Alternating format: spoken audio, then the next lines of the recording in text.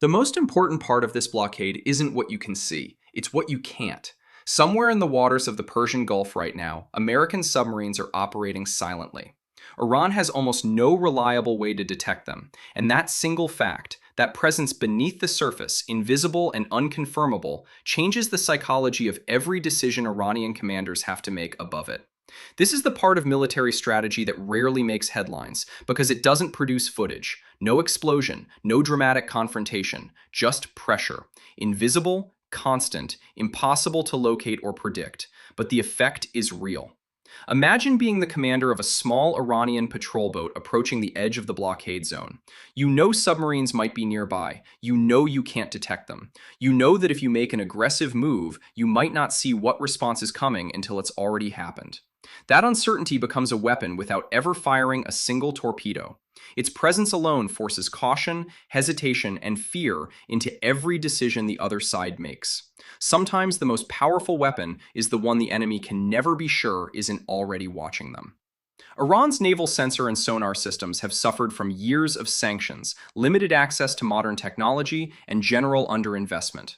That means Iranian commanders can never be fully certain where American submarines are positioned, what they're tracking, or what they're capable of responding to at any given moment. The gap isn't a minor equipment difference, it's an entire generation of technological development unavailable to a country cut off from advanced imports for decades. Above the surface, the picture is similarly asymmetric, but in ways that are harder to appreciate from the outside. American naval forces operating in this region rely on an advanced combat system that links multiple ships together into a single, shared network. Instead of each vessel operating alone, watching only its own radar and reacting only to what it personally detects, this networked system allows every ship in the formation to share information instantly. If one destroyer detects an incoming drone or missile, that information reaches every other ship in the group within seconds, long before the threat comes anywhere near striking range. This matters enormously against the kind of tactics Iran has relied on throughout this conflict.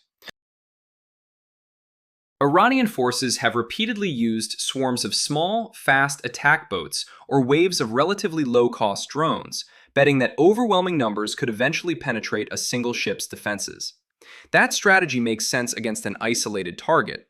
It becomes far less effective against a fully networked fleet, where every platform contributes to detecting and intercepting every single threat simultaneously. The difference between attacking one guard standing alone and attacking one guard who instantly alerts an entire security team the moment they notice anything wrong. Underwater submarines quietly contribute to the same shared intelligence picture. Above the fleet, aircraft extend the reach of that awareness even further. Put it all together, and what Iran is actually facing in the blockade zone isn't a group of powerful warships. It's a fully integrated system where every sensor, every ship, and every aircraft works together as one connected organism. That is an extraordinarily difficult thing to defeat with older tactics designed for a different, less connected era of naval warfare. There's another layer that goes beyond technology entirely: experience. The United States has spent recent years conducting maritime enforcement operations against other sanctioned states, refining exactly the kind of tactics needed to intercept vessels, board resistant ships, and track tankers attempting to disguise their true origin through flag switching or falsified tracking signals. None of that experience was theoretical. It was tested in real operations against real resistance long before this current conflict began. The crews currently enforcing this blockade aren't guessing. They've done versions of this job before. That kind of practiced, hard-earned experience is incredibly difficult for any adversary to counter quickly, regardless of how much raw military hardware they might still possess. Now look at how the Iranian government is responding, because there are two very different responses happening simultaneously, aimed at two very different audiences. The first response is aimed at the world. Official statements, diplomatic protests, legal challenges to the legitimacy of the enforcement operation. Iranian officials characterized the blockade as illegal piracy. They declared that no port in the Persian Gulf would be safe if Iran's own ports were threatened. These statements are framed as warnings to external audiences. The second response is aimed inward. Shortly after the blockade began, Iranian state media released animated propaganda footage showing an American aircraft carrier being sunk, missiles overwhelming US defenses. Think carefully about who that video is actually for. Nobody in any serious military planning room changes strategy because of an animated clip. Military decision makers rely on intelligence reports and real battlefield outcomes. That footage isn't aimed at Washington, it's aimed at the Iranian people. A population experiencing rolling power outages, watching the value of their savings collapse, watching medicine prices climb, watching their military absorb heavy losses, needs something to hold on to. The propaganda video is that something. It's not a threat to America, it's reassurance to Iranians that the government is still strong, still fighting, still winning. The more elaborate and dramatic that kind of messaging becomes, the more it usually reveals about how uncertain the people producing it actually feel. Governments that are genuinely winning don't need animated simulations of victories that haven't happened. The same logic applies to the military spokesperson who declared that no port in the region would be safe. A force that truly believed it could carry out that threat would typically act first and let the results speak for themselves. Announcing intentions in advance, loudly, is what forces do when the threat itself is the primary weapon, because the actual military capability to execute it has been worn down. Sustained conflict has already devastated much of Iran's naval capability. Fast attack boats, coastal missile batteries, and patrol craft have been steadily reduced throughout the fighting. The gap between what Iranian officials are threatening and what their forces can actually deliver appears to be widening with almost every passing week. Here is a detail that reveals something important about Iranian long-term strategic thinking, even if that thinking hasn't paid off the way planners hoped. For years, Iran has been building infrastructure designed to move crude oil from interior fields directly to ports on the southern coast, bypassing the narrow, contested waters of the strait entirely. Projects like this take years of planning and enormous capital investment. The fact that such infrastructure exists at all is evidence that Iranian strategists understood long ago that their control over the strait wasn't guaranteed permanently. They saw a scenario like this one coming. They tried to engineer their way around it. The problem is that the effectiveness of any bypass route entirely depends on whether its endpoint falls inside or outside the blockade zone. If the southern port that route connects to is one of the ports now under American enforcement, then years of investment may have been built around a threat that never fully materialized the way planners expected. The tool designed to bypass this exact crisis might be neutralized by the very crisis it was meant to survive. The broader lesson?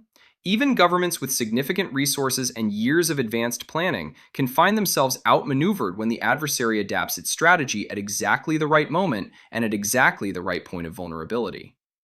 Before the blockade, there had been an extended round of negotiations, over 20 consecutive hours of talks between American and Iranian representatives. That duration alone signals the intensity of what both sides understood was at stake. And yet, the talks collapsed. The stated core issue? Iran's nuclear program. The American position was that any agreement without a binding and verifiable commitment to abandon the pursuit of nuclear weapons wasn't a real agreement, it was a delay mechanism. The Iranian position characterized those demands as an infringement on national sovereignty, not subject to negotiation. That single gap, whether nuclear capability is an existential threat to be eliminated or a sovereign right to be defended, is the fault line beneath this entire conflict. 21 hours of talks couldn't close it. What followed was pressure. Targeted, sustained financial pressure applied precisely at the point where the regime's survival structure is most vulnerable. There are 3 decisions now sitting in front of Iranian leadership, each carrying significant risk in a different direction. The first, whether to directly challenge American naval forces in the blockade zone using whatever remaining fast attack capability exists. Military outcomes of such confrontations have been fairly consistent throughout this conflict, but institutions under extreme pressure don't always make decisions based on military logic. Hardline factions may feel that appearing to fight back, even unsuccessfully, is less dangerous to internal cohesion than appearing to do nothing. The second, whether to escalate drone and missile attacks against vessels and targets within the blockade zone. Drones remain one of Iran's most deployable assets, cheaper and easier to produce in numbers than more expensive missile systems. But the blockade zone also concentrates the heaviest American and Allied air defense coverage, and those systems have demonstrated real effectiveness against the slower, low-flying threats drones typically represent. The third, and most consequential, whether to strike at ports and infrastructure belonging to neighboring Gulf states, something Iranian officials have already publicly threatened. That path almost certainly triggers broader regional involvement, potentially pulling multiple additional countries directly into active conflict against Iran. The strategic math of that scenario is difficult to make work in Iran's favor under any reasonable projection. A single miscalculation, one drone that gets through, one confrontation that spirals, one hardline commander who decides to make a point, can change the entire trajectory of a conflict within hours. That is the uncomfortable truth running underneath everything else happening in the Persian Gulf right now. The blockade currently underway isn't simply about winning battles. It is about applying sustained, targeted pressure precisely at the point where the regime's survival strategy is most vulnerable. The money that buys loyalty from the forces keeping it in power. Whether that pressure ultimately forces a genuine diplomatic breakthrough, triggers a dangerous escalation, or simply grinds forward without clear resolution depends on decisions that haven't been made yet by people operating under more pressure than most outside observers fully appreciate. What we do know is this.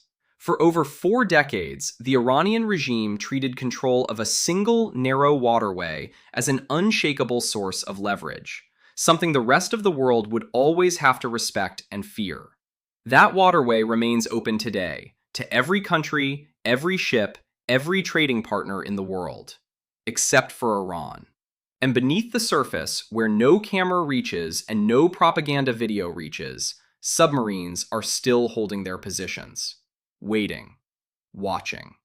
The part of the operation that doesn't make footage but may matter most of all.